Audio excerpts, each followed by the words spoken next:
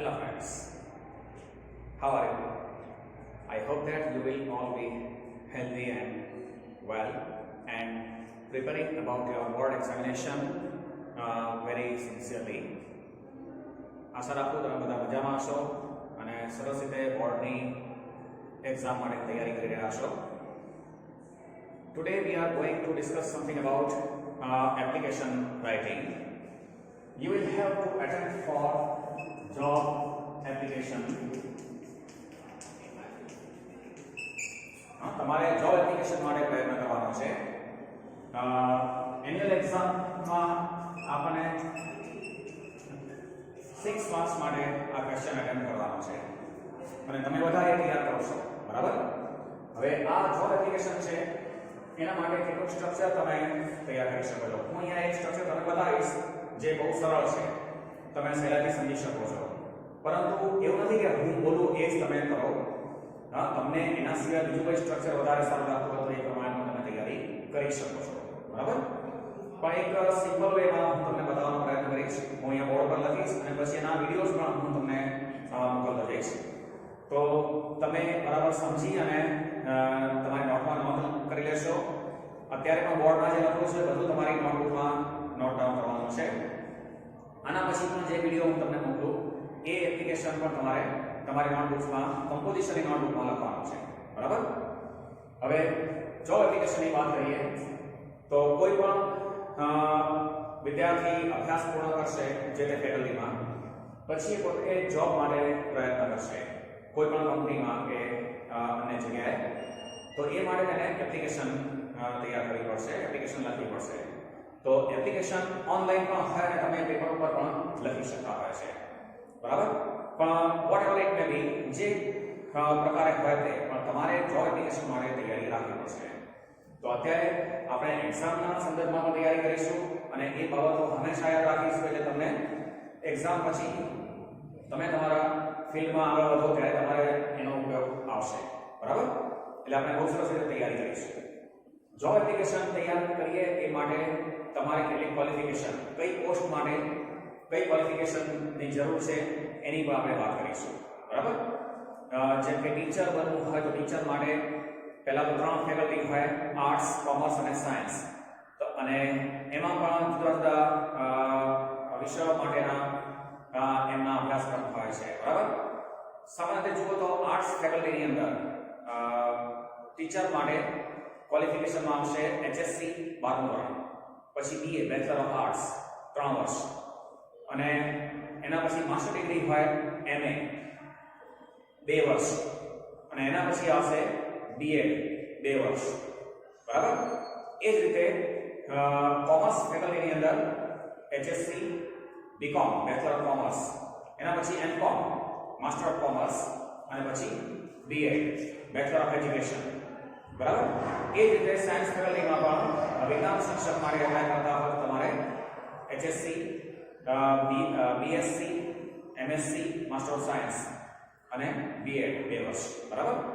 હવે આ બધી બાબતો તમે જાણતા હશો. તમારી સ્કૂલમાં તમારા શિક્ષકોની ક્વોલિફિકેશન શું છે એ તમે પૂછ્યું હશે, જાણ્યું હશે અને તમે પણ આગળ વિચારેલું છે તમે શું કરવાના છો, બરાબર? આ એક એજ્યુકેશન ફિલ્ડની વાત થઈ. એના સિવાય પણ બીજા ઘણા બધા ફિલ્ડ છે, એના વિશે પણ આપણે આગળ ચર્ચા કરતા રહીશું. હું તમને એનું આખું લિસ્ટ પણ લખાવીશ. હવે અત્યારે તમને ઇન્સ્ટ્રક્શન અહીંયા આપેલી છે બોર્ડમાં જુઓ. શેઠ MN high school Visnagar invites applications for the post of an account teacher for the higher secondary section. હવે વિસનગરની શેઠ MN હાઈસ્કૂલ છે તે એના હાયર સેકન્ડરી સેક્શન માટે એકાઉન્ટ ટીચર પાસેથી એકાઉન્ટ ટીચરની પોસ્ટ માટે એપ્લિકેશન મંગાવી રહ્યા છે. Miss Mary Singh applies for the post.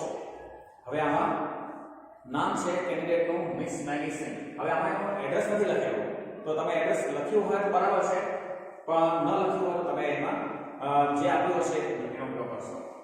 Draft N application on behalf of her. એના વતીથી તમારે એપ્લિકેશન તૈયાર કરવાની છે, બરાબર? હવે તમે કઈ રીતે સેલ્ફ એડ્રેસ, પછી કોને તમે સંબોધન કરો છો તેમનું એડ્રેસ કઈ રીતે લખવાનું હોય, બધી બાબતો તમે જાણો છો. હવે એ જ બાબતો આપણે અહીંયા લખવા માટે પ્રયત્ન કરવાનો છે.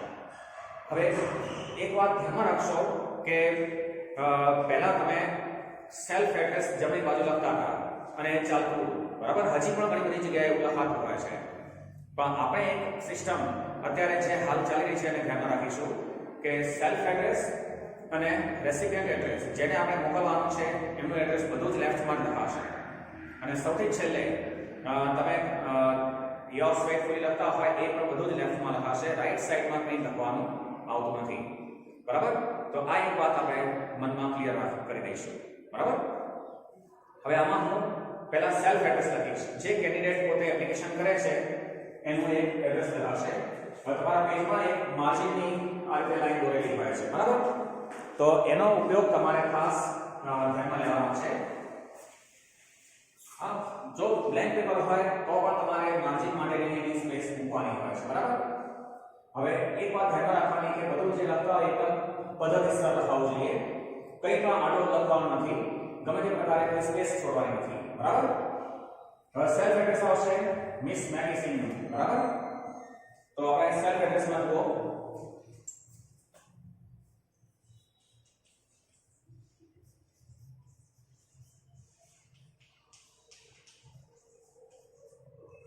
મિસ મેગી સિંહ.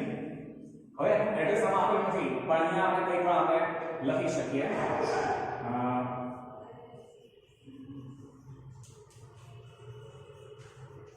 રામનગર, માંડવી, કચ્છ. આજની ડેટ લખાશે, આજની ડેટ.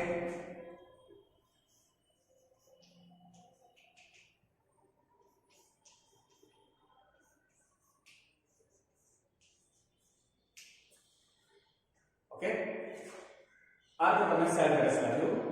એના પછી એક લાઈન તમારે છોડી અને જેનું સંબોધન કરવાનું છે તે લખીશું. હવે જેને સંબોધન કરવાનું છે કોને છે? તો શેઠ અને આઈસોલેસ નગરને આપણે સંબોધન કરીશું, પણ તેની ઓથોરિટી કોણ હોય આમાં લખ્યું નથી, તો સ્કૂલની ઓથોરિટી મેનેજિંગ ટ્રસ્ટી અથવા તો પ્રિન્સિપાલ હોય, બરાબર? તો અહીંયા એક લાઈન છોડી અને તમારે હવે ટુ લખો, એની બાજુમાં કોઈ પણ પ્રકારનું ચિહ્ન કોઈ કરવાનું નથી. To the principal, Sheth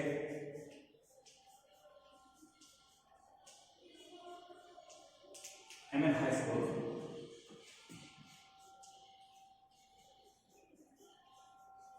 Visnagar. Okay, તો અહીંયા સેલ્ફ એડ્રેસ અને સેકન્ડ એડ્રેસ બંને લખાય.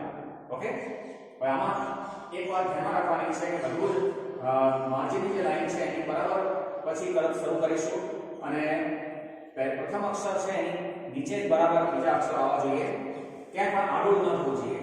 પાછળ ભલે વધારે ઓછું લખાણ હોય તો એની સ્પેસ આગળ પાછળ થઈ શકે છે, પણ શરૂઆત તમારી એક સિમેટ્રિકલ હોવી જોઈએ, બરાબર? બીજી વાત, તમે જ્યારે પેરેગ્રાફ શરૂ કરતા હોય તો પેરેગ્રાફની પણ કોઈ ચોક્કસ સ્પેસ મૂકવાની છે.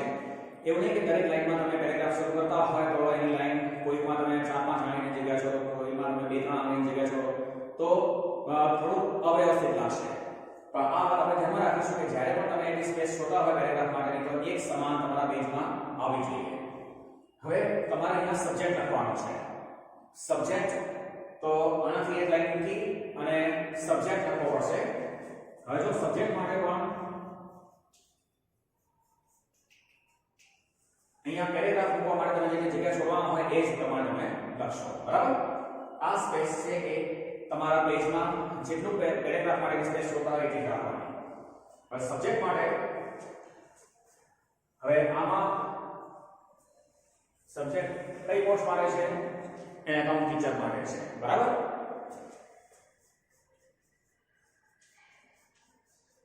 An application for the post of an account teacher. Okay, આ પ્રમાણે તમે સબ્જેક્ટ લખ્યો. સબ્જેક્ટ લખ્યા પછી એક લાઈન મૂકી અને તમારે પછી એપ્લિકેશનમાં સંબોધનથી શરૂઆત કરવાની છે. જ્યાં જરૂરી ના હોય ત્યાં કોઈ પણ પ્રકારની સ્પેસ છોડવાની નથી. જ્યાં સ્પેસ મૂકવાની હશે એક લાઈનની હું તમને ચોક્કસ કહીશ કે અહીંયા તમારે એક લાઈન મૂકવાની, બાકી વધારાની અન્ય જગ્યાએ તમારે લાઈન છોડવાની નથી. ઓકે,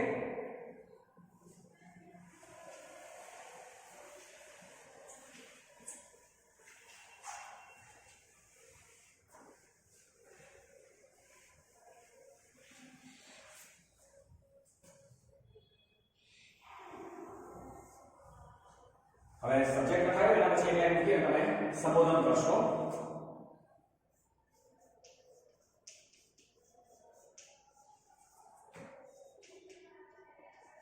રિસ્પેક્ટેડ સર, બરાબર.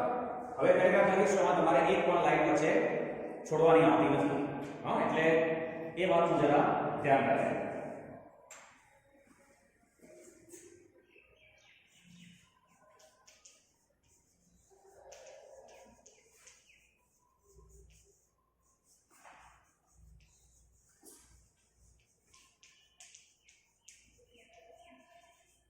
With reference to your advertisement,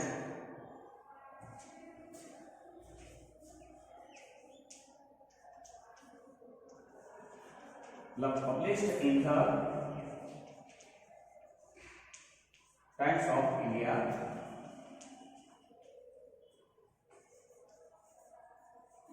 dated 15th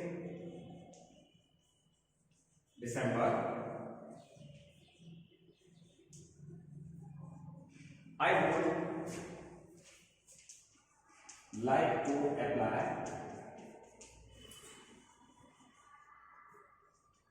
myself for the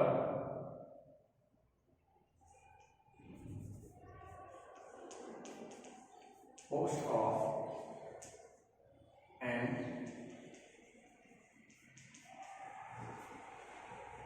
account teacher.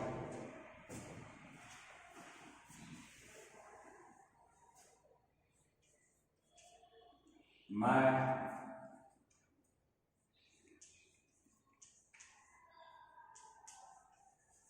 personal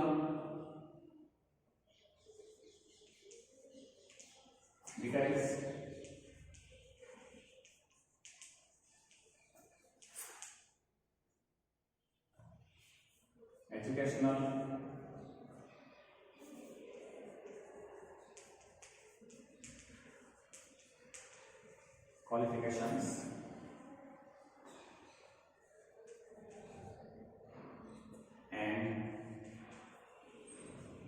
educational qualifications, and other informations are as under. जो આ દરેકે એપ્લિકેશન તમારે આપવાની શરૂઆત કરવાની છે. With reference to your advertisement published in the Times of India dated 15 December, 15 ડિસેમ્બરે Times of India માં પ્રકાશિત થયેલી આપણી જાહેરાતના સંદર્ભમાં I would like to apply myself for the post of an account teacher.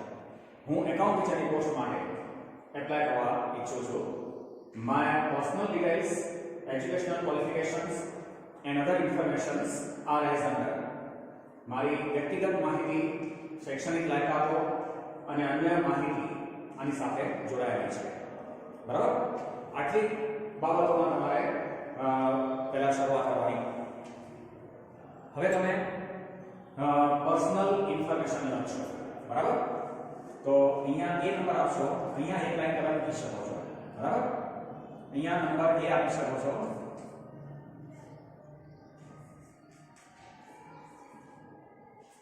એમાં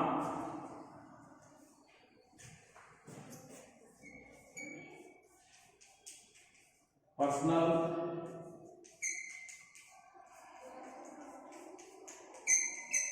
બાયોડેટા. પર્સનલ બાયોડેટામાં તમે ઘણી બધી વિગતો આમાં લઈ શકો છો. હા, 8 થી 10 કે એનાથી પણ વધુ વિગતો આમાં લઈ શકે છે. જે તમારી વ્યક્તિગત માહિતી આવતી હોય છે એનો અહીંયા ઉલ્લેખ કરવાનો છે. તો પર્સનલ ઇન્ફોર્મેશનમાં આપણે જુઓ તો પહેલું આવશે ફૂલ નેમ. બરાબર, ફૂલ નેમ. તો અહીંયા મિસ મેગી સિંગ છે, બરાબર.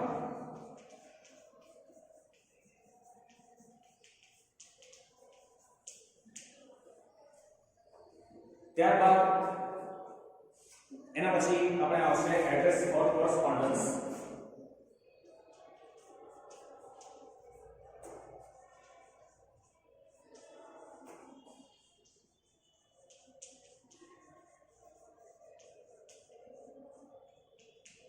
પત્ર વ્યવહાર માટેનું સરનામું, તો એના માટે આપણે લખીશું એઝ એબો. હવે ઉપર આપણે જે સેલ્ફ એડ્રેસ લખ્યું છે એ મુજબ એડ્રેસ ફોર કોરસ્પોન્ડન્સ માં તમે લખી શકો. તમે સાથે નોટમાં લખતા રહેજો. પછી આવશે ડેટ ઓફ બર્થ.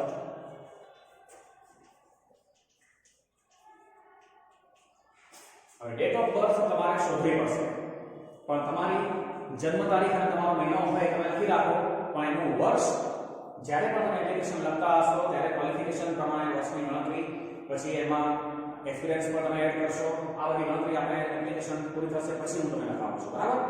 તો અહીંયા તમે અત્યારે હાલ તમારી ડેટ ઓફ બર્થ લખી શકો છો, એનું યર છે, વર્ષ છે એ પછી લખશો. માનો કે તમારી જન્મ તારીખ 1 ફેબ્રુઆરી હોય તો અહીંયા વર્ષ લખવાની જગ્યા બાકી રાખજો, બરાબર. અને એની સાથે તમે અહીંયા એજ પણ લખી શકો છો. એજ અહીંયા બ્લેન્ક રાખજો, જગ્યા લખવાની. અહીંયા વર્ષને લખવાની જગ્યા બાકી રાખજો, બરાબર. એજ અહીંયા લખી અને બ્લેન્ક યર્સ છેલ્લે ગણતરી કરી અને આપણે એની વર્ષ અને એની ઉંમર લખવાની છે, બરાબર. તો આ વિગતો તમે ખાસ ધ્યાનમાં રાખશો. હવે પુરુષ છે કે સ્ત્રી છે તો એ જાતિ લખવાની છે, તો અહીંયા સેક્સ. હવે મેગી સિંગ છે તો મેગી છોકરીનું નામ હોય એટલે અહીંયા આવશે ફિમેલ, બરાબર. જાતિ પુરુષ કે સ્ત્રી છે તો આપણે અહીંયા એ પ્રમાણે લખી શકીશું. કઈ રાષ્ટ્રીયતા ધરાવે છે તો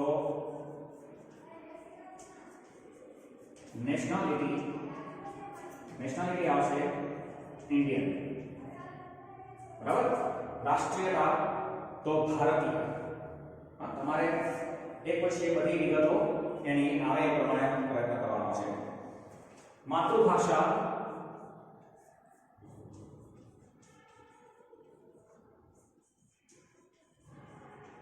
મધર ટંગ. ગુજરાતના નિવાસી હોય તો મધર ટંગ ગુજરાતી, ઓકે.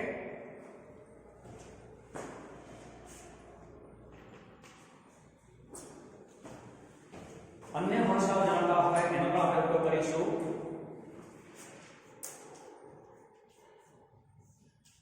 અધર લેંગ્વેજીસ નોન. હવે અન્ય કઈ ભાષાઓ જાણતા હોય છે તો એ પણ તમે અહીંયા ઇન્ડિકેટ કરી શકો છો. તો એમાં તમે લખી શકો હિન્દી, ઇંગ્લિશ, બરાબર. આવી ભાષા તમે અહીંયા ઇન્ડિકેટ કરી શકો છો. અધર લેંગ્વેજીસ નોન, બરાબર. આખું લિસ્ટ તમારા પેજમાં સાથ આવશે. બોર્ડ છે એટલે અહીંયા મારે ઉપર નીચે લખવું પડશે, બરાબર. એટલે તમે તમારા નોટબુક ની બધું મેનેજ કરતા રહેજો.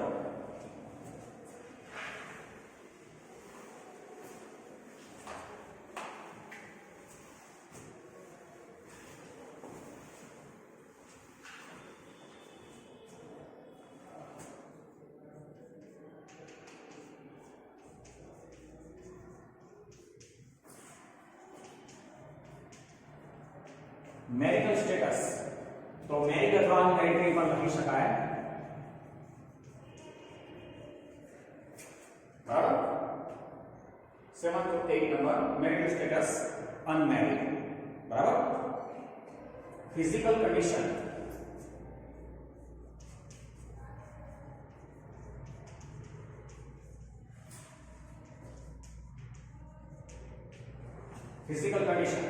હવે શારીરિક સ્થિતિ કેવી છે, કારણ કે કેન્ડિડેટ કેવા પસંદ કરશે તો જે વ્યવસ્થિત પર્સનાલિટી હોય, વેલ બિહેવ હોય એવા પર્સનાલિટીને તમે પસંદ કરશે.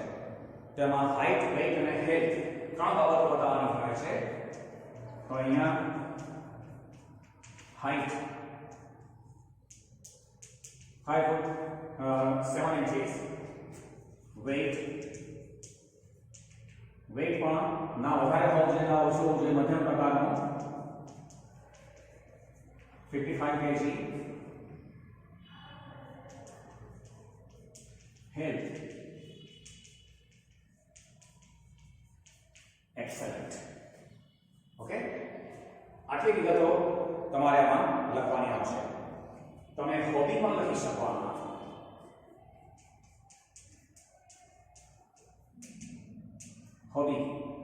હોબીમાં રીડિંગ, ટ્રાવેલિંગ, સ્પોર્ટ્સ, આવી બધી વિગતો તમે એમાં બતાવી શકો છો. બરાબર? તો આ વિગતો 10-12 વાળી આવતી હોય તમે પર્સનલ બાયોડેટામાં બતાવી શકો છો. અને બહુ સરસ રીતે તમે એનો પ્રેઝન્ટેશન કરી શકો છો. બરાબર? તમારે એમાં આખું કન્ટિન્યુઅસ લખાતું જશે અને પદ્ધતિસર તમે એને લખતા જશો. આ એ નંબર છે પર્સનલ બાયોડેટા. મેં એને અલગ કલરથી બતાવવાનો પ્રયત્ન કર્યો છે. તમારે તો બ્લુ પેનનો ઉપયોગ કરવાનો છે, બીજા કોઈ કલરની પેનનો ઉપયોગ કરવાનો નથી આવતો. બરાબર? પણ અહીંયા પર્સનલ બાયોડેટા લખ્યું હોય કેપિટલ લેટર્સમાં તો એ અન્ય લખાણથી અલગ પડશે. ખ્યાલ આવી ગયો? તો આ પ્રકારે આપણે તૈયારી રાખીશું.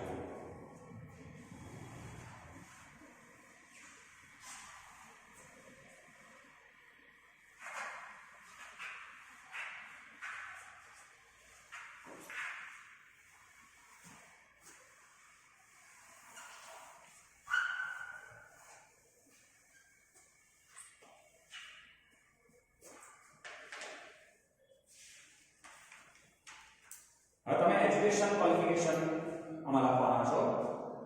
તો નંબરની માર્જિનમાં લખીશું. બરાબર?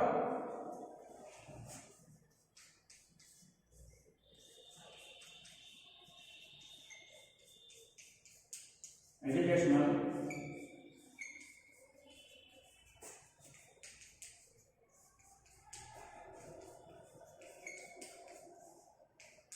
Educational qualifications. તમે કઈ પોસ્ટ માટે લખી રહ્યા છો એ તમને ખબર હોવી જોઈએ. તમારે અત્યારે એકાઉન્ટ ટીચર ની પોસ્ટ માટે એપ્લિકેશન કરવાની છે.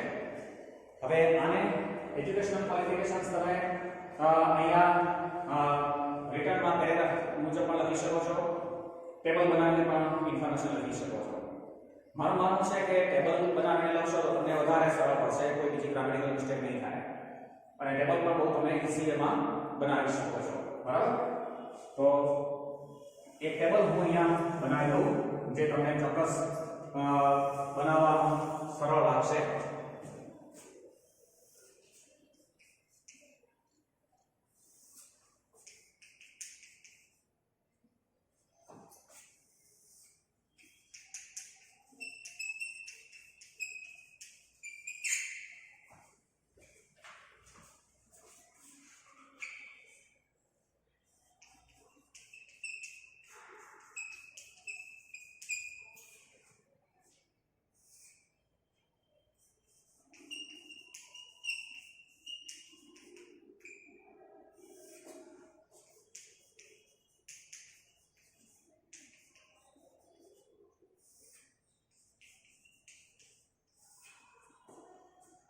આ રીતે નંબર, એક્ઝામ પાસ, સ્કૂલ અથવા કોલેજનું નામ આવશે, અહીંયા બોર્ડ અથવા યુનિવર્સિટી આવશે, મંથ એન્ડ યર અને ક્લાસ. કયા ક્લાસમાં તમે એ ક્વોલિફિકેશન પ્રાપ્ત કરેલી છે એ બધી વિગતો આવવાની છે. હવે દરેક ક્વોલિફિકેશન માટે તમે અહીંયા બે લાઈન અથવા ત્રણ લાઈનની જગ્યા રાખી શકો છો.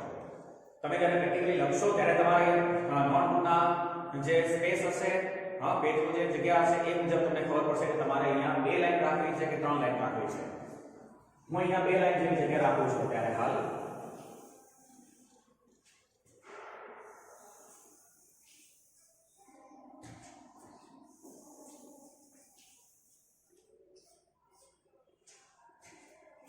હજુ તમને અકાઉન્ટ ટીચર માટેની પોસ્ટ માટે જગ્યા લખવાનું છે. તો અકાઉન્ટ ટીચર માટે તમારે પહેલું તો અહીંયા એચએસસી બતાવવું પડશે, હા, પછી બીકોમ, પછી એમકોમ અને ચોથું છે બીએડ. ઓકે,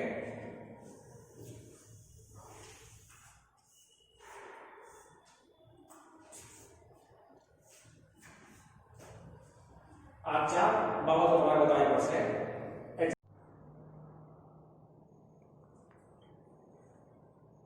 ફ્રેન્ડ્સ, જો અહીંયા એજ્યુકેશનલ ક્વોલિફિકેશન્સ માટે મેં ટેબલ બનાવ્યું છે અને તમે આ બધી વિગતોને સમજી શકો છો. હા, number, exam pass, school, college, board, university, month and year and class, આ પ્રકારે વિભાગ પાડી આપણે એકાઉન્ટ ટીચર માટે ચાર ક્વોલિફિકેશન જોઈશે: એચએસસી, બીકોમ, એમકોમ અને બીએડ. બરાબર? તો આ ચાર ક્વોલિફિકેશન્સ આપણે લખી છે. હવે અહીંયા સ્કૂલ કોલેજમાં જુઓ તો એચએસસી માટે સ્કૂલનું નામ એકદમ શોર્ટ હોય તેવો પ્રયત્ન કરવાનો. કેઆર હાઈસ્કૂલ માંડવી કચ્છ અને ગુજરાત એચએસસી બોર્ડ ગાંધીનગર, હા, એકદમ સરળ નામ યાદ રહી જાય છે.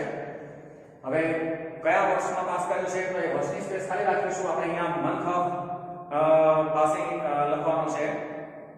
તો મંથ ઓફ માર્ચ ની અંદર આપણે આ પરીક્ષા પાસ કરેલી છે, તો અહીંયા વર્ષની જગ્યા બાકી રાખી છે દરેકમાં. બરાબર? એટલે છેલ્લે જ્યારે ગણતરી કરીએ ત્યારે તમારે વર્ષની ગણતરી અહીંયા બતાવવાની છે. ને છેલ્લે બધામાં ક્લાસ ફર્સ્ટ લખવાનો છે. હા, સેકન્ડ પણ લખી શકો છો. પછી બીકોમ જુઓ.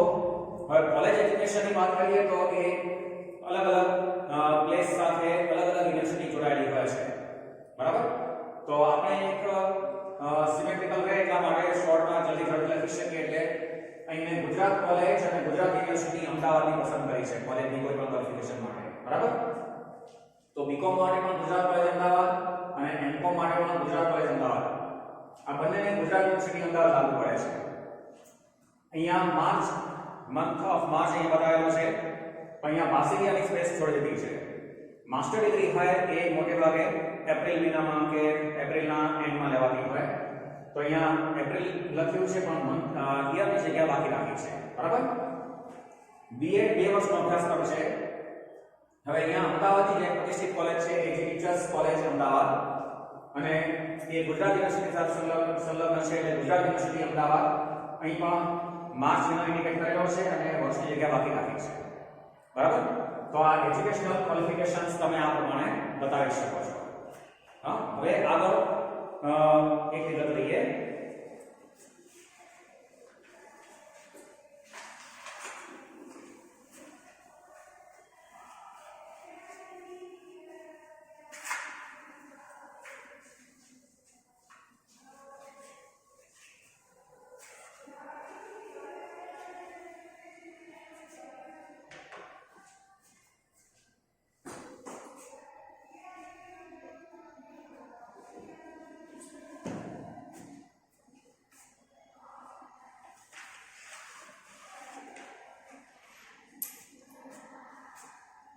અહીંયા માર્જિનની લાઈન રાખવાની છે.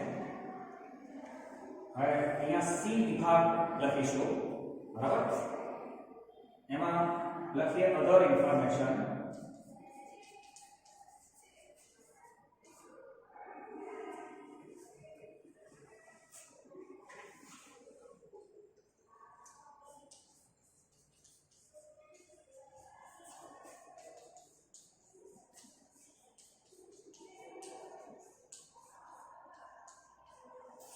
અધર ઇન્ફોર્મેશન, અન્ય વિગતો. હવે આમાં તમારી અન્ય વિગત બતાવી શકો છો. I have passed NCC 6 certificate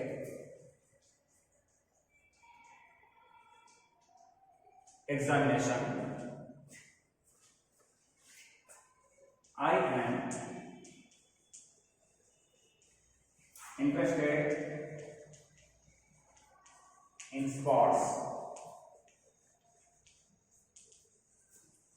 I was the captain of my college cricket team. હવે જરૂરી નથી કે આ બધી વિગતો તમારે આ પ્રમાણે લખવી, તમે અન્ય તમારી બાબતો હોય લખી શકો છો. આમાં મેં લખ્યું છે I have passed NCC C certificate examination, બરાબર, જે કોલેજ દરમિયાન આવતું હોય. આઈ એમ ઇન્ટરેસ્ટેડ ઇન સ્પોર્ટ્સ, મને રમતગમતમાં ઇન્ટરેસ્ટ છે. I was the captain of my college cricket team. હવે આ તમારા પર્સનાલિટીને બતાવે છે કે તમે હેલ્ધી પર્સનાલિટી ધરાવો છો અને એક્ટિવ છો, સારી રીતે તમે કામ કરી રહ્યા છો. હવે તમે અહીંયા એક્સપિરિયન્સ લઈ શકો છો. એક લાઈન છોડી અને નંબર ડી. જો આમાં અધર ઇન્ફોર્મેશન પછી એક્સપિરિયન્સ બતાવેલો છે, તો એક્સપિરિયન્સ માટે તમારી પાસે જે સમયની મર્યાદા હોય એ પ્રમાણે તમે લખી શકો છો. તમારી પાસે સમય છે તો તમે એક્સપિરિયન્સ બતાવી પણ શકો છો, જેને તમે વર્ષની ગણતરીમાં પણ એનો ઉલ્લેખ કરવો પડશે, બરાબર. પણ નથી તો તમે ત્યાં માત્ર નીલ પણ લખી શકો છો. હા, જે તમારે રિક્વાયરમેન્ટ તમને અનુકૂળ હોય એ પ્રમાણે. હા, તમને એપ્લિકેશનમાં ચોક્કસ તમને પૂછેલું હોય કે તમારે આટલા વર્ષનો અનુભવ હોવો જોઈએ, તો તમારે એ બતાવવું જરૂરી બનશે.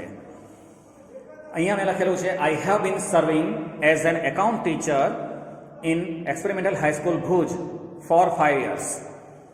હું 5 વર્ષથી ભુજની એક્સપેરિમેન્ટલ હાઈસ્કૂલમાં એકાઉન્ટ ટીચર તરીકે. એક્સપિરિયન્સ તમે અહીં બતાવી શકો છો. ફોરનો ઉપયોગ કર્યો હોય તો તમારે સમયગાળો ફોર 5 years લખ્યું છે, અને સિન્સનો ઉપયોગ કરો તમારે એક્ઝેક્ટ યર અહીંયા ઇન્ડિકેટ કરવું પડે. એના પછી ઈ વિભાગ આવે છે રેફરન્સ. રેફરન્સમાં તમારે અહીં 2 એવા ગેઝેટેડ ઓફિસરના નામ અને તેમના હોદ્દાની વિગતો લખવાની છે. હવે એ લોકો તમને તમારું કેરેક્ટર સર્ટિફિકેટ આપશે. એક વાત ધ્યાન રાખશો કે એ કોઈ તમારી ભલામણ નથી કરતા, પરંતુ તમારું વ્યક્તિત્વનું, તમારું કેરેક્ટર સર્ટિફિકેટ આપવાના છે. અને એ કેરેક્ટર સર્ટિફિકેટ તમને ખ્યાલ હશે કે શું લખતા હોય છે, તો તમારા વ્યક્તિત્વ વિશે લખતા હશે કે ભાઈ આ વ્યક્તિને હું આટલા સમયથી ઓળખું છું, જાણું છું, જે પોતાના કાર્યમાં સિન્સિયર છે અને આગળ વધે તેવી શુભેચ્છા. આ કેરેક્ટર સર્ટિફિકેટ હોય છે. એટલે કોઈ પણ કંપનીમાં કે ક્યાંય બહાર તમે એપ્લિકેશન કરતા હોય ત્યારે આ રેફરન્સ માટે એવા 2 વ્યક્તિના કેરેક્ટર સર્ટિફિકેટ હોવા જોઈએ. તો એમાં તમે કોઈ 2 નામ અને એના હોદ્દાની ઉલ્લેખ કરી શકો છો. અહીંયા પણ પહેલા જે જગ્યા રાખીને તમે લખી શકો છો મિસ્ટર આરજી મિસ્ત્રી,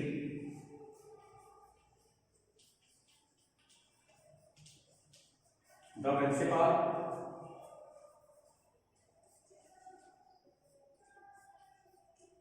NM High School, કડી. બીજા નંબરે પણ એ જ તમે કોઈ વ્યક્તિનું લઈ શકો. મિસ્ટર જે કે Syed,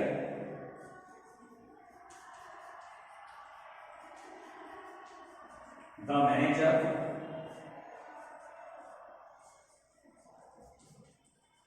the Punjab National Bank,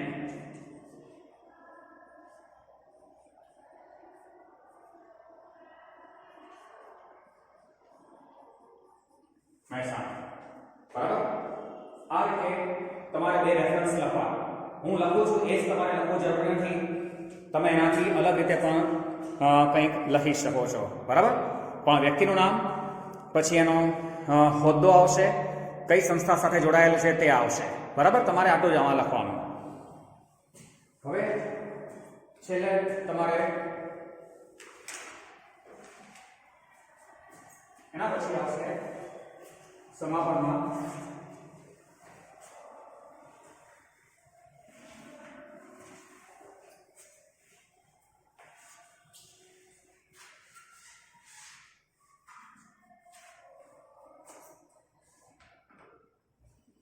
एक लाइन छोड़ी है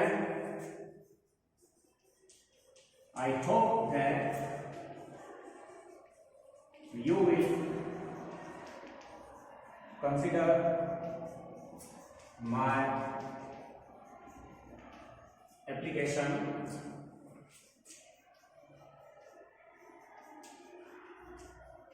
સિમ્પેથેટિકલી. આશા રાખું કે તમે સારી રીતે મારી એપ્લિકેશન ધ્યાનમાં લેશો. And give me an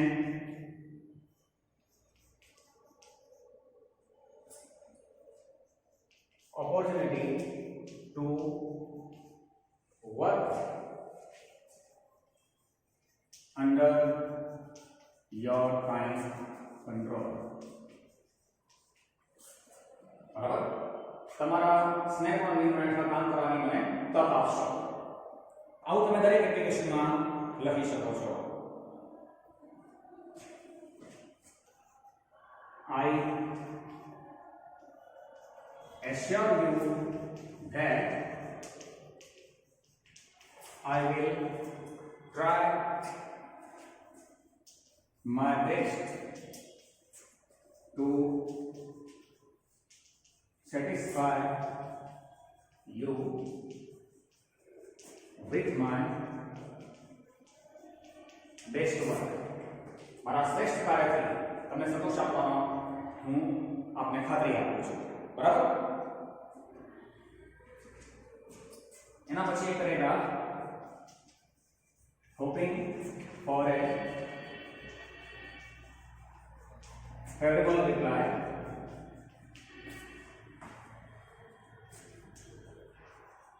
yours faithfully. Yours faithfully miss Maggie Singh. આમાં જે નામ આપ્યું એવો જ આપણે લખવાનું છે. આપણે કોઈની સિગ્નેચર કરવાનો પ્રયત્ન નહીં કરીએ.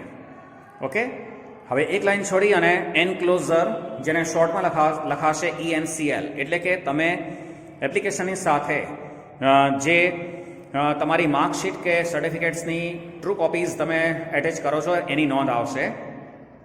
તો ફર્સ્ટ નંબર છે a true copy of HSC marksheet, second number ઉપર છે a true copy of BCom marksheet, third number ઉપર છે a true copy of MCom marksheet, અને ફોર્થ નંબર ઉપર છે a true copy of B.Ed marksheet. આ ચારે બાબતો તમારા ટેબલની અંદર તમે ઇન્ડિકેટ કરેલી છે. હવે તમે અધર ઇન્ફોર્મેશનમાં એવું લખ્યું છે કે તમે NCC સર્ટિફિકેટ એક્ઝામ પણ પાસ કરી છે, તો એના માટે નંબર 5 ઉપર છે a true copy of NCC C certificate, અને 6 નંબર ઉપર જુઓ 2 કોપીઝ ઓફ કેરેક્ટર સર્ટિફિકેટ્સ. તમે રેફરન્સમાં જે બે વ્યક્તિના નામ લખ્યા છે એ તમારા કેરેક્ટર સર્ટિફિકેટ્સ આપવાના છે, તો એની 2 કોપીઝ તમે એટેચ કરો છો. આમ જુઓ તો અહીં એપ્લિકેશન પૂરી થાય છે, પણ હજી એક અધુરાશ બાકી છે. તમે તમારું જન્મનું વર્ષ તમારે અહીંયા શોધવાનું છે. હા, યર ઓફ બર્થ.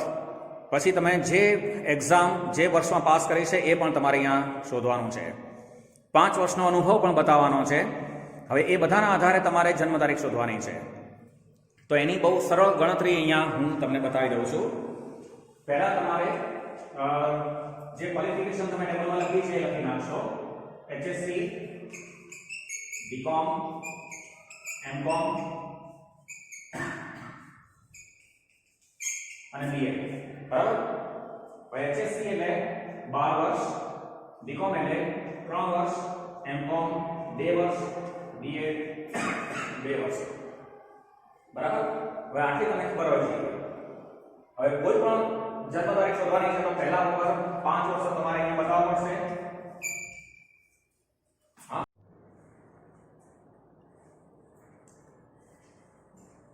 તમારા ટેબલમાં બતાવ્યા પ્રમાણે HSC, BCom, MCom અને B.Ed 4 વર્ષનો ઉલ્લેખ કર્યો. HSC 12 વર્ષ, BCom 3 વર્ષ, MCom 2 વર્ષ અને B.Ed 2 વર્ષ. બરાબર, હવે કોઈ પણ ક્વોલિફિકેશન તમે લખી એના પછી ઉપર +5 કરવાનું, કારણ કે બાળક 5 વર્ષનું થશે પછી એ પ્રથમ ધોરણમાં ભણવા બેસશે એટલે +5 કરવાના. પ્લસ હવે આમાં આપણે 5 વર્ષનો એક્સપિરિયન્સ બતાવેલો છે, તો તમારે અહીંયા છેલ્લે +5 એક્સપિરિયન્સ લખવાનો છે.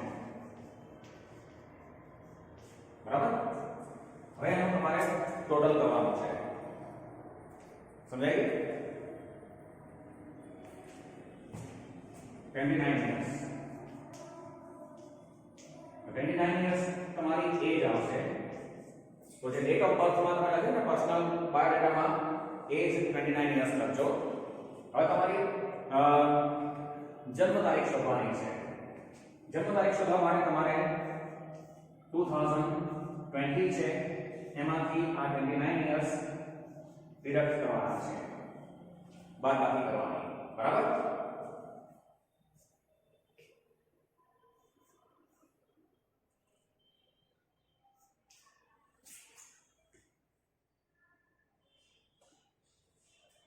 ઓગણીસો ને 91 તમારું જન્મનું વર્ષ આવશે, હા, બર્થ યર આવશે તમારું.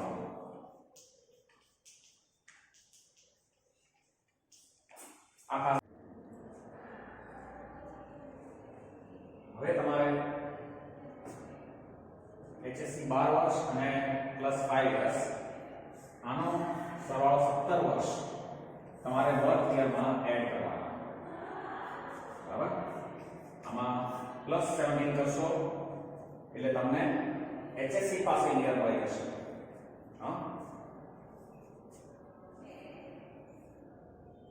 2008 તો 2008 HSC પાસિંગ યર આવશે, તો અહીંયા માર્ચ 2008 તમારે લખવાનું, તમારે ટેબલમાં આ નોંધ કરી દેવાની છે. HSC passing year March 2008. BCom 3 years નો સિલેબસ છે, તો એમાં પ્લસ 3 કરો એટલે માર્ચ 2011. ઓકે, હવે એમાં એમકોમ ના 2 વર્ષ ઉમેરો એટલે એપ્રિલ 2013, અને એમાં પાછળ તમે બીજા 2 વર્ષ ઉમેરશો એટલે તમારે બીએડ પાસિંગ વર્ષ આવી જશે માર્ચ 2015. ઓકે, તો આ રીતે તમારું ટેબલની અંદર પાસિંગ યર્સ ની નોંધ કરવાની રહેશે, હા. આ રીતે તમારી એપ્લિકેશન કમ્પ્લીટ થશે. Good luck.